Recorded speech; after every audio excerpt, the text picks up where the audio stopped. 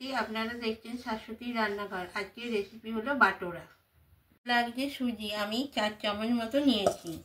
এবার লাগছে টক দই। টক দইটাকে আমি সুজির মধ্যে দিয়ে দিচ্ছি। টক দইয়ের সাথে সুজিটাকে মিশিয়ে নিচ্ছি, 2-4 মিনিটের মতো রাখছি। এবার আমি ময়দা দিচ্ছি এতে।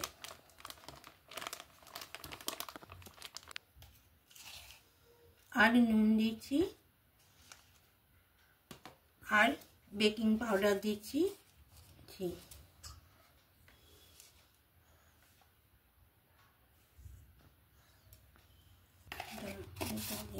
এবার আমি এটাকে মিশিয়ে নিচ্ছি, নিয়ে আমি টক দই দিয়ে এটাকে মেখে রাখছি।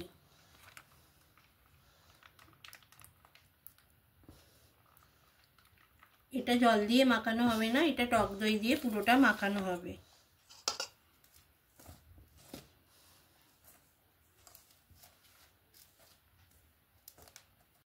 আমি এটাকে ঘি মাখিয়ে একটু 2 ঘন্টার জন্য রেস্টে রেখে দিচ্ছি চাপা দিয়ে।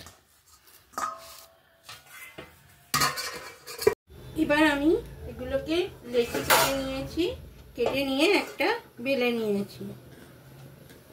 এবার কড়াইয়ে সাদা তেল দিয়েছি, তেলটাকে গরম হতে দিয়েছি। এবার আমি এটাকে ছেড়ে দিচ্ছি।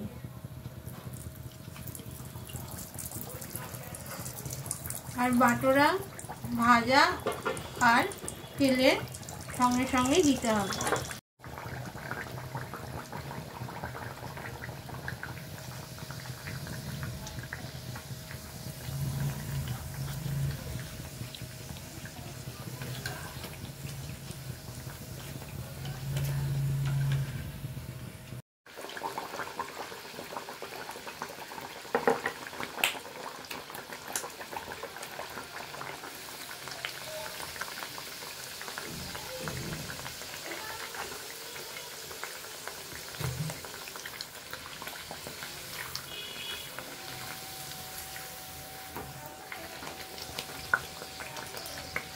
আমার বাটোরা রেডি।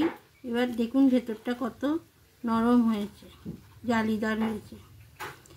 আমার রেসিপি যদি আপনাদের ভালো লেগে থাকে, লাইক, শেয়ার এবং সাবস্ক্রাইব করে দেবেন।